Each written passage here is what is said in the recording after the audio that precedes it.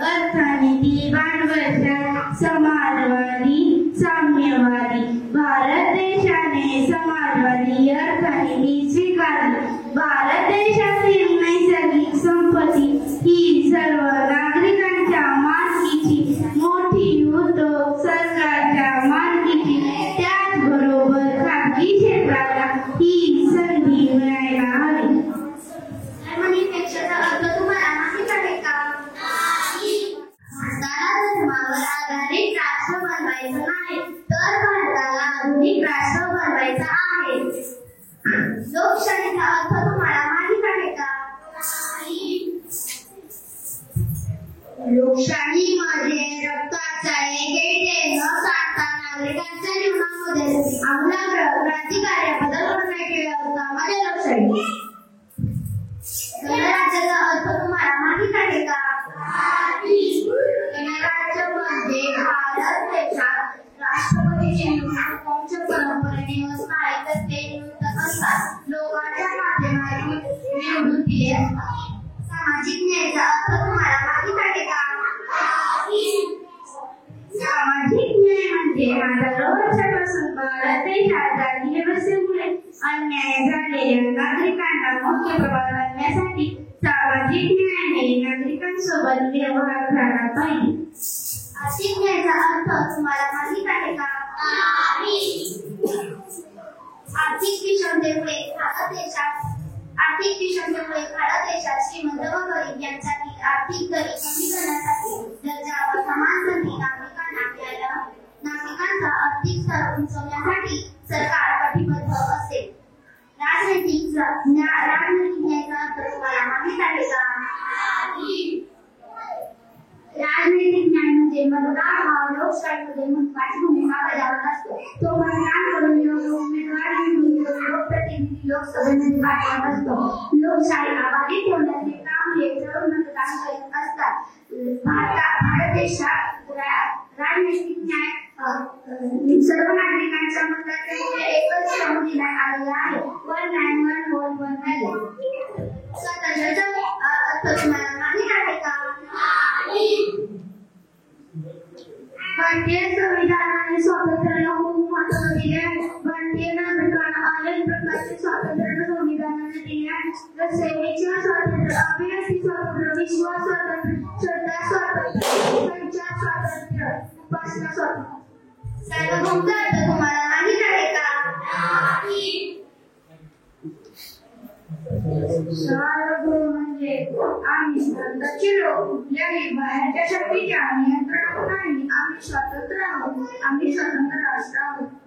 बंधुत्वाचा अर्थ तुम्हाला माहित आहे का? बंधुत्व म्हणजे भारत देशात धर्म, जात, वंश, भाषा, पंथ, लिंग, विविध परंपरांनी जडलेल्या बंधुभाव करायचा शिक्षण प्रतिष्ठेला महत्त्व देण्यात आले. भारताची एकता व राज्याचे सर्व धर्म सर्व नागरिकांमध्ये बंधुभावाची प्रेरणा संकल्पपूर्वक करावी लागेल. कहाओ माँ मुझे तो बहुत गर्मी हो रही है. माँ मुझे तो बहुत प्यास लगी है, मुझे तो नींबू पानी दो. माँ मुझे तो ग्लूकोज वाला पानी दे दो. दूध P low, lassi P low, पानी पी लो. नहीं माँ, पानी की जगह दूध और लस्सी. नहीं माँ, मुझे तो पानी ही चाहिए. पानी कहाँ से लाऊं? घर में एक बूंद भी पानी नहीं है. माँ घर में हाथ धोने के लिए भी पानी नहीं है. क्या बात करते हो? घर में दूध भी पानी नहीं है. घर में सुबह से पानी नहीं है. माँ मैं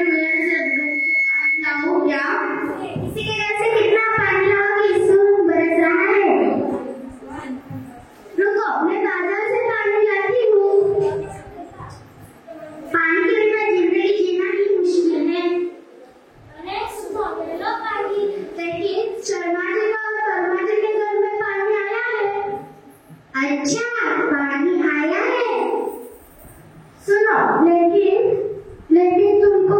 तुमने पीछे से तोड़कर नहीं बंद किया। क्या करती थी? सीधे ऊँगली से तो गिरना ही निकला। क्या मतलब माँ? मैं तुम्हें समझा के थक गई कि पानी की मतलब समझो, पानी बर्बाद मत करो। मैंने आज तुम्हें भविष्य की एक झलक दिखाई।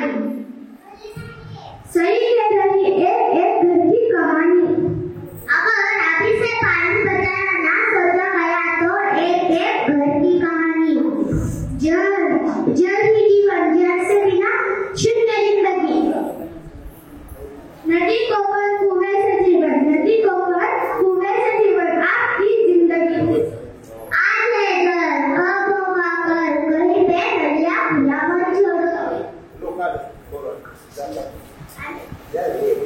जल कीचड़ अपनाओ, बूंद बूंद से पानी जोड़ो। धन्यवाद। तुमचं अभिनंदन की खूप चांगली पिढी तुम्ही घडवताय.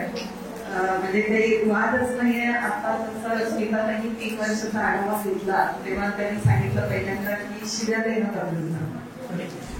खरंच ही म्हणजे मी जेव्हा आपल्याकडे नवरात्र होतं आणि पहिल्या नवरात्रीला मागच्या वर्षी नवरात्रीला जेव्हा माझी मुलाखत घ्यायला येतात, पेपरमध्ये येतात किंवा रेडिओ चॅनलला येतात, तर तेव्हा मी एक उपक्रम चालवला त्यावेळी. त्यांना मी सांगितलं की सगळे म्हणाले की नवरात्री हा स्त्री शक्तीचा जागर आहे, बरोबर आहे. तेव्हा मी त्यांना सांगितलं की ठीक आहे, स्त्री शक्तीचा जागर आहे, आता स्त्री शक्तीचा आदर पण करूया आणि आपण श्री हद्द पार करूया. आणि हे मला सांगायला लागलं. IPC मध्ये 509 सेक्शन खाली गुन्हा केलेला आहे शिक्षण. 506 सेक्शन खाली गुन्हा आहे शिबिर 504 506 मध्ये. म्हणजे परंतु ते तुम्ही संस्कार इथं देताय. खरंच मनापासून वाटलं, खूप छान वाटलं. आणि मुलांना तुम्हाला आवडतंय ना वर्गात यायला. आणि ज्या गौतम बुद्धांचं आपण या ठिकाणी पूजन करतोय, सरांनी सांगितलं बुद्ध आपण वंदना ठेवली, बरोबर आहे. बुद्ध म्हणजे काय? बुद्ध म्हणजे मानव म्हणून अधिकाधिक उन्नत अवस्थेला जाणं म्हणजे बुद्ध आहे. डॉक्टर आर साळुंखे सर्वोत्तम भूमिपुत्र याच्यामध्ये ते असं म्हणतात, प्रत्येक व्यक्तीचे आहे ना ते गौतम बुद्धांचं अविकसित पूर्व रूप आहे आणि प्रत्येक व्यक्ती ही बुद्ध होऊ शकते. आणि बुद्धाकडे जाण्याचा प्रवास तुम्ही चालू केलेला आहे. त्यामुळे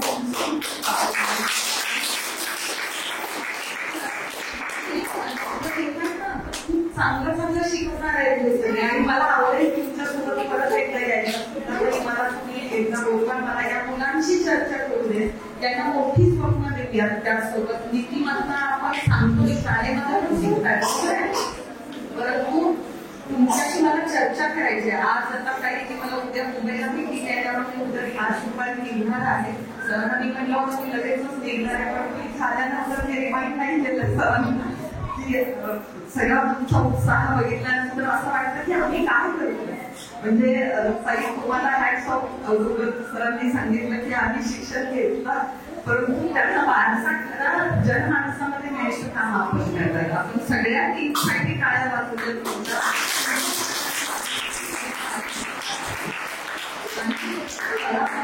जाण्यासाठी इथं मुलं आहेत. मगापासून तुम्ही आल्यानंतर बघितलं असेल ना, सगळ्यांना मुली होमची प्रेस असते, बरोबर आहे. मुली होम बघता, तुम्ही इथे बॅरेज बघता, माझी कॅप घेऊन बाहेर आणि आता नाही.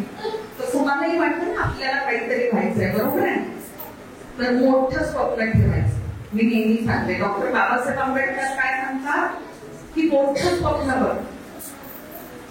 ते काय म्हणतात की no aim is drive, failure is not drive. तुम्ही मोठं स्वप्न बघा, तुमचं ध्येय मोठं ठेवा. भलेही ते मिळवताना तुम्हाला अपयश आलं तरी चालेल, तो काही गुन्हा नाही आहे, त्याने काही फार फरक पडत नाही, परंतु तुमचं स्वप्न हे मोठं असायला पाहिजे. त्यामुळे आता इथं छोटी मुलं आहात ना, तुम्ही आता काय करायचं, जाताना पहिल्यांदा आपले ध्येय ठेवायचं. ध्येय काय करायचं, एक छोटं ध्येय ठेवायचं आणि एक मोठं ध्येय ठेवायचं.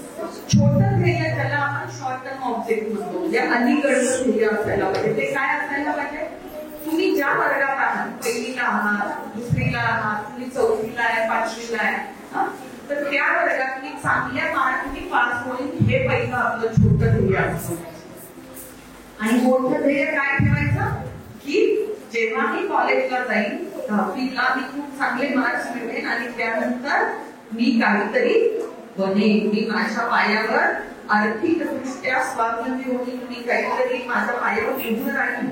मला काय व्हायचंय, डॉक्टर सर्जन आहेत आपल्या औदुंबर सर, सगळ्या सर्जरी करतात मोठ्या ऑपरेशन, असं मला मोठं एमएस डॉक्टर व्हायचंय, नुसतं एमबीबीएस नाही, त्याच्यापुढे जाऊन एमएस व्हायचंय. इथं शिक्षक आहेत, मुख्याध्यापक आहेत, इंजिनियर आहेत, मी पोलीस ऑफिसर आहे, मला पोलीस ऑफिसर व्हायचंय, मला कलेक्टर व्हायचंय. हे तुमचं मोठं स्वप्न असायला होणार. आवाज हळू येत आहे, होणार का?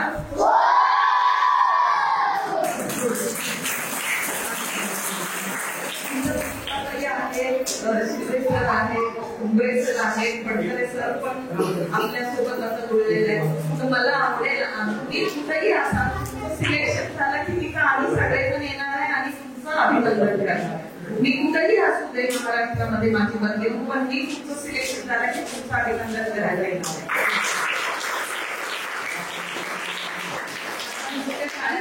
चालणार नाही, म्हटलं तर गेल्यानंतर अभ्यासाला लागलं पाहिजे. बरोबर आहे. पहिल्यांदा मोबाईल घ्यायचा नाही, मम्मी पप्पांचा जो काही मोबाईल आहे ना तो घेऊन गेम खेळत बसायचा नाही, अभ्यास करायचा. करणार? आणि रविवार जो आहे ना, तर इथं तुम्हाला काही मी जे सांगते ते तुम्हाला शाळेत सांगतच असतील, परंतु तुम्ही जोपर्यंत मनात घेणार नाही ना तोपर्यंत तुम्ही यश मिळवू शकणार नाही. त्यामुळे तुम्ही मनावर घ्या, तुम्ही ठरवा. तुम्हाला म्हटलं तर इकडे जायचं तर तुम्ही सांगितलं पाहिजे नाही मला अभ्यास करायचा. तुम्हाला जो काही होमवर्क दिला जातो शाळेमध्ये तो पूर्ण करायचा. आणि आता जर तुम्हाला 80 मार्क पडत असतील, एखाद्या विषयात 60 मार्क पडत असतील, त्याच्यापेक्षा आणि वर कसे मार्क्स मिळतील याच्यासाठी अभ्यास करायचा. ठीक आहे? ओके. तुम्हाला सर्वांना आवडतं बेस्ट. आणि ऍक्च्युली पुन्हा एकदा आपण यांच्यासोबत इंटरॅक्ट करू. तुम्हा सर्वांचं अभिनंदन. आणि मला असं इतकं कमी वाटत आहे की अरे मी 2 वर्ष इथं होते परंतु मी पाली नाही शिकू शकते. परंतु सर आता सरांचं आता मी सरांच्याकडे नक्की आपण चर्चा करू आणि आम्हाला काय आपल्याला त्याच्यामध्ये मार्गदर्शन करता येईल ते नक्कीच करू. आणि त्यांनी जसं सांगितलं इथला जो आपला बिहार आणि सोयराचा तर तिथेही आपण एक कलेक्शन करू. आणि आपल्या सर्वांचं खूप अभिनंदन. सर्वांना शुभेच्छा.